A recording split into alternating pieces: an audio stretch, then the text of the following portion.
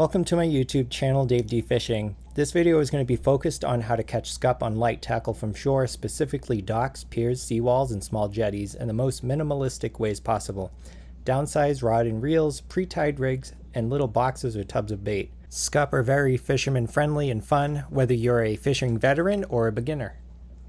So scup are essentially New England's saltwater panfish. They are known for their uncanny ability to steal bait, their strength, their ease to be able to be located when you're actually targeting scup, and also their awesome taste. They are a great table fare. So this video is not going to be heavy on actual fishing clips of me going out fishing for these scup. I will fish towards the end of it. This video is tailored towards people that are new beginner fishermen or kids that want to watch and learn how to scup fish. I'm going to be going over basic tackle requirements, so I'm just going to be doing coverage of pre-tied rigs, specifically two. So there's a Porgy rig that's also a snafu rig, and also a top-bottom rig, which they just call high-low rig essentially. They're both the same thing. I'm going to be going over rods a little bit, line, and also locations to find these things, and then some bait. That's really it. So we're going to keep things simple. We're going to kick this off with light tackle setups as far as rods and reels.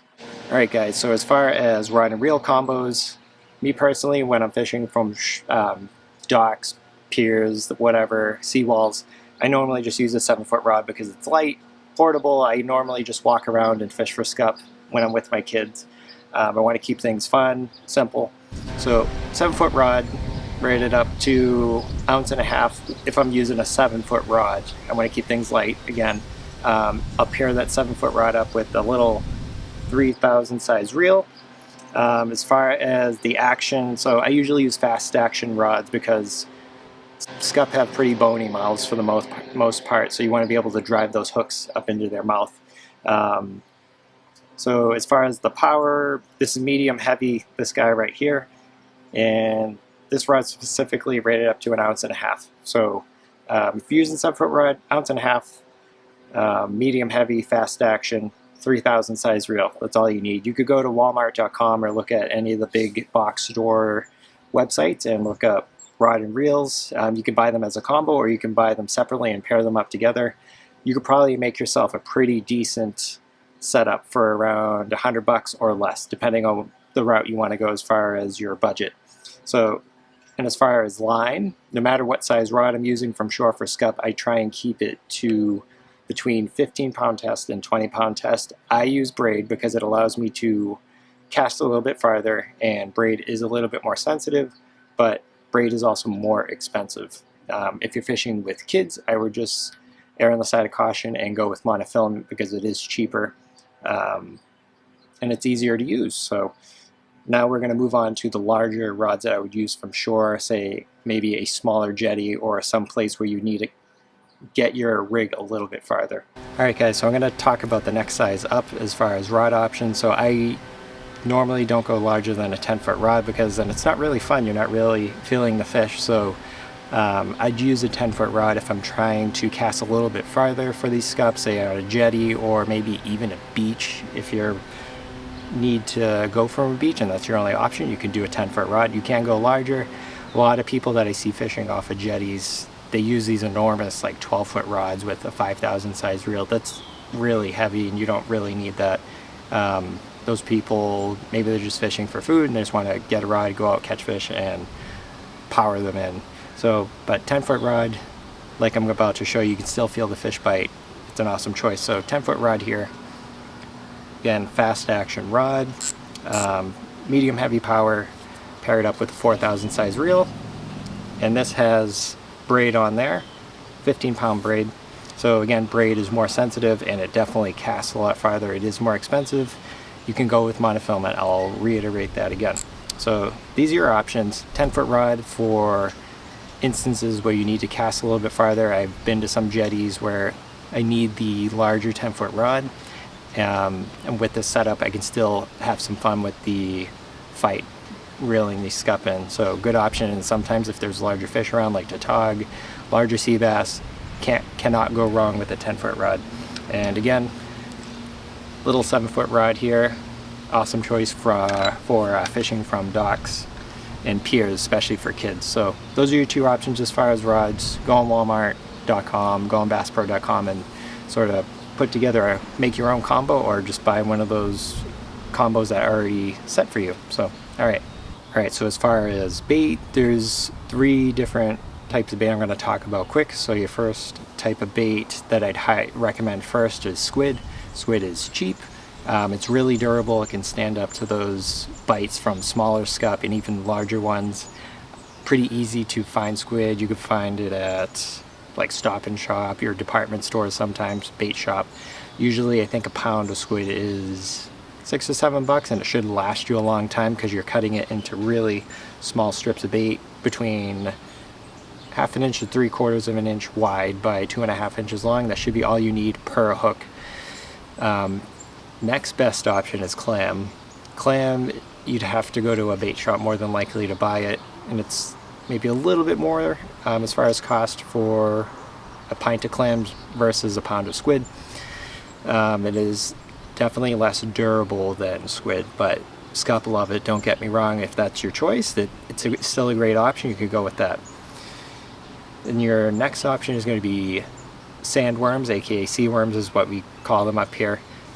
So with sandworms, they're more expensive per dozen, so I think it's like between 11 and 13 bucks a dozen for sandworms, and a dozen sandworms does not last you long when you're scup fishing because of smaller pest fish like sea perch, small scup, even smaller sea bass. Sea worm or sandworms are really fragile, and they're very sensitive to temperature swings, especially when it's warm out like 80 degrees and you don't have a cooler. They're going to die really quick. And also, if you're cutting up sea worms and you're putting the rest of them back in the box with the other sea worms, their blood actually kills the other sea worms. So very short-lived bait. Trying to think what else. Yeah, that's really it. But if you have to, just buy whatever you like. It is really up to you. But if you're fishing with kids, do squid. You cannot go wrong with it. It refreezes okay. I could usually refreeze squid once, maybe twice, depending on the conditions I had it in prior to refreezing. So, all right, now let's talk about rigs. All right, guys, so we're gonna start with these 2 pre-tied rigs that I bought from Walmart. You can see the brand Sea Striker. It says top bottom rig, and then this other one over here that's specifically for porgies. Again, porgy is another name for scup. Similarities right off the bat. Small hooks. Scup have small mouths. So this over here is size 2 hooks, and the other one over here is size 4. So the size 2 is going to be a little bit bigger than this guy over here, than the size 4s. So this rig over here is essentially a high-low rig, pre-tied. And then this is what you call, I believe, a snafu rig. I haven't taken it out of the package yet. It just says porgy rig. Some companies will call porgy rig, they'll just say they'll just say porgy rig, but it could be a high-low rig, it could be a snafu rig. You never know. So let me open these and I'll show you the differences between the two. All right, guys, so first pre-tied rig I'm going to show you guys is the Sea Striker brand porgy rig. So it says it's specifically for porgies, aka scup. All right, so at this end, this eyelet right here, if you buy this specific rig, your main line that comes from your rod will be tied right there. That's where it goes. And then this dual lock snap is where you will attach your sinker to. Pyramid sinkers have a wire eye, which is much easier to get over this than, say, a bank sinker or this style of sinker right here. Between brands and between molds and that type of thing, if you're using a bank sinker that does not have the wire eye, this hole in the sinker where the line would go through sometimes is smaller than others. So you are much safer.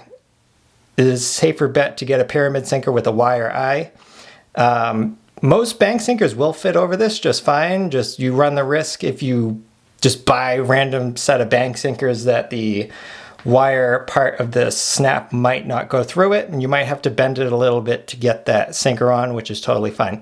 So you just weave your sinker on like that. It's pretty self-explanatory, and then just make sure this piece right here is snapped shut. If you might go to cast if you don't shut that, you might go to cast and the sinker will fall off. It's pretty simple. So moving on down the rig. So this is your 40-pound main branch of your rig. Going down, so we have the first actual branch of this main rig right here. So let me just spread this out a little bit. So this is hook number 1. So this is your essentially all-purpose hook. So this is your size, what is it, 4 hook. So that is your Scup hook right there. Little tiny hook. Scup have little tiny mouths. Obviously with smaller hooks you're going to catch more fish, specifically those smaller fish. I'd rather size up my hooks a little bit and catch the larger ones and sort of not waste my time with smaller fish, but that is up to you. If you're fishing with kids, get the smaller hook, that's fine. If you're just trying to catch numbers and let kids have fun catching fish, that's fine. So you have a little size 4 hook there, and a lot of Scup rigs will come with some sort of bead, whether it be a piece of fake corn that's yellow or these little red beads that just slide up and down.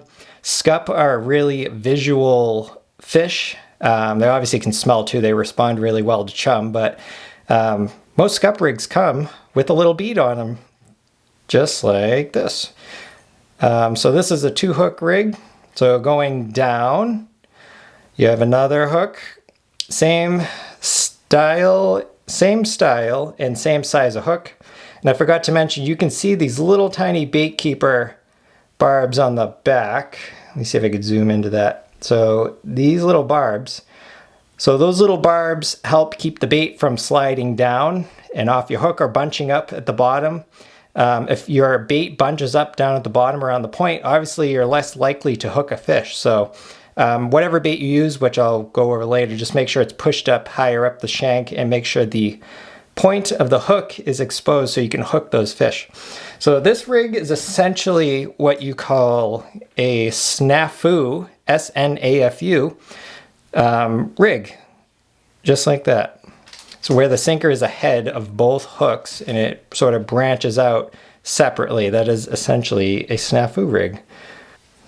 All right, guys, so here's rig number 2, top bottom rig. So size 2 hooks, which are larger than the size 4 hooks, 30-pound main branch of the rig, little less than the other one I just showed you, a 32-inch overall length.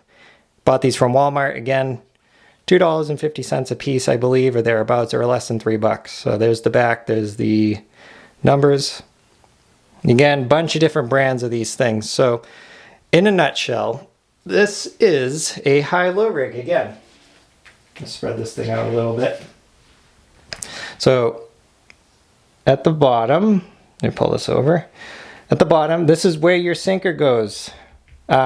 Some rigs, pre-tied rigs, will actually tell you which side the sinker goes on. This one doesn't. If it doesn't, just assume, it's safe to assume that the snap is where you will put your sinker. And then just a little bit up from that is your first dropper loop with your size 2 hook on there. Again, I prefer a little bit larger hooks for Scup. I usually use a size 2. Right there it is. Oh, let me see if I could zoom in a little bit better. So this is a size 2 hook. Really simple. It has these little tiny barbs on there as well, little bait keeper barbs to keep your bait from sliding down. Again, whatever bait you're using, make sure it's slid up on the shank of the hook and this hook point is exposed. This rig actually is really nice where it allows you to replace your hooks. Say if you could just pull this through. Say you get snagged and you ruin the point of your hook, you obviously need a sharp hook. You can replace that with another one, which is really nice, so you don't have to retie or pull out a whole brand new rig. I'm just going to put that back on there. So yeah, let me pop this back on. That's it. So again, high-low rig. This is the bottom hook or low hook. And then up a little bit is another dropper loop with the same size hook on it.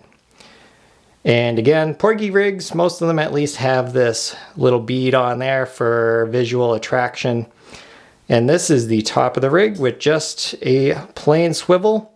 So this is where you will tie your main line to. So the line from your rod will be tied here, and whatever knot you choose.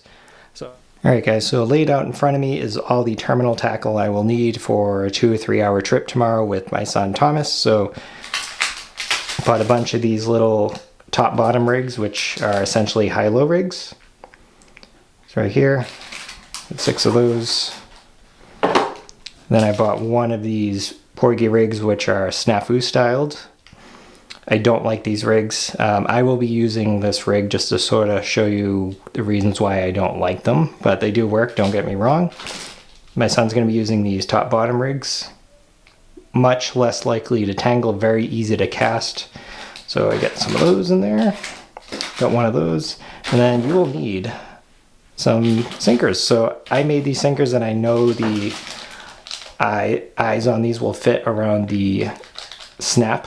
So there should be no problem. But if you're new to fishing or just want a less likelihood of a sinker not fitting on your pre-tied rig, just buy pyramid sinkers. So I'm going to be bringing 2-ounce sinkers and 1-ounce sinkers. The spot that I'm fishing I know does not have a lot of current. Then bring scissors to cut your line, pliers to pull the hooks out of the fish or yourself if something happens. Anything could happen, just bring needle nose pliers of some sort and scissors to cut your bait. And that's it. So yeah, scup fishing, really not complicated. That is all you need to bring. And this stuff should actually last you quite a while provided you don't get snagged. So I just show you this to sort of take the intimidation out of if you're sort of guessing what you might need to go with you. That's really all you need. Normally I tie my own rigs, but I'm showing you this and I'm going to be fishing with just this stuff tomorrow just to show you how easy it is to use this stuff and to catch scup. So the best places to start looking for scup are around bridges, docks, wooden piers, seawalls. Those are the best places to start. I can't tell you how many times I've caught very large scup underneath piers like I will do in this video. I've caught some very nice scup today. So just start in these basic places first, and if you need a longer rod to reach out to deeper water or where you think the scup are, use the longer 10-foot rod. I am setting my pride aside for you guys on this one. I'm going to be using a pre-tied rig. This is that snafu styled Porgy rig. I normally just use my own, but for you guys, I will use one. So just use your knot of choice to secure this rig to your main line. I'm using braided line. Make sure they're cinched down. Grab your sinker of choice and wait. Again, I like bank sinkers. I know they will fit these specific clips on here, so no worries, but I recommend you buy pyramid sinkers if you're unsure of the eyelet size. So this is the snafu rig. So grab your bait. So this is just a small strip of squid. It is about 2.5 inches long by 1/2 inch wide. And just sort of thread it on there, just like so. And just make sure you feed the bait up the shank of the hook so those little bait keeper barbs can hold it in place and it won't slide down. The other hook will get the same treatment with squid. Just like so. That's it. Just make sure your hook point is exposed. So here's my second favorite bait for scup. So here's a pint of clams. It is surf clam. So just cut it into same size strips as you would for pieces of squid. So you can use the foot of the clam to slice up. You can use the siphon. There's plenty of tough parts on these surf clams to use for bait. Right here I'm fishing right next to the dock. It's about 10 feet deep, just dropping it straight up and down, catching plenty of scup, and I caught a couple really nice ones already. I could cast really far out, but I know they're right here. Again, if I were casting really far out, I would just use my 10-foot rod, but my 7-foot rod is doing just fine. If you are planning on casting at all, whether it be from a jetty or dock, just use the high-low rig and you can cast those things a mile without them tangling. Yeah. So this is what a scup bite looks like if you look at the rod on the right. Quick little tap, tap, tap. So I just slowed it down a little bit so you can see it. So set the hook after a few taps. Give it a hook, Thomas. To use these snafu rigs, these snafu style Porgy rigs, cast it out and you're going to feather the line as it's getting ready to land, just like so. And that just helps slow the sinker down so it will fall in front of the hooks so they don't get all tangled with each other. Trust me, it helps a lot. You're gonna sort of feather it a little bit on its way down while you're letting out line here and there until it hits the bottom. And you will know it's on the bottom when the line no longer pays out. Here is how to use the high-low rig.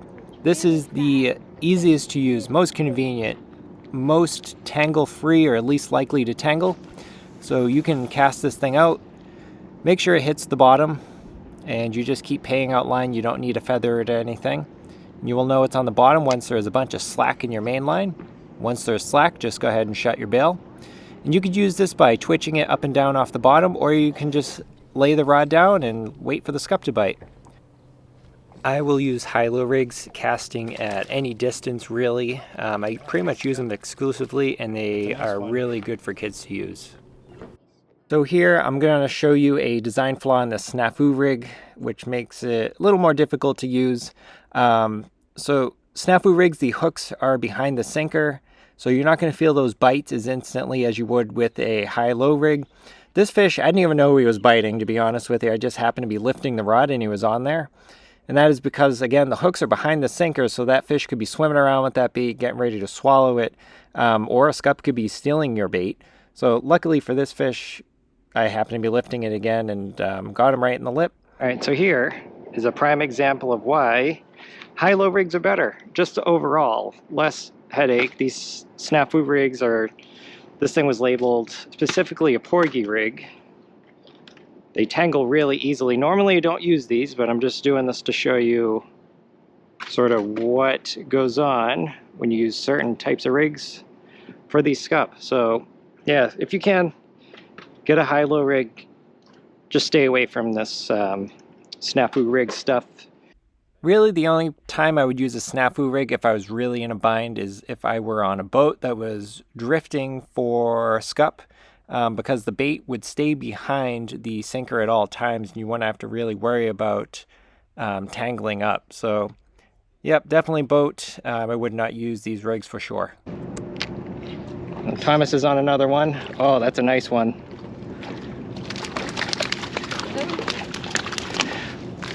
Here, hold on. You see? Oh, that's a big one. There you go. Thomas on the meats.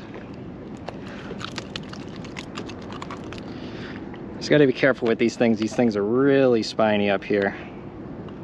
So Thomas is using a high-low rig with little pieces of clam. All right, we're gonna go get some water.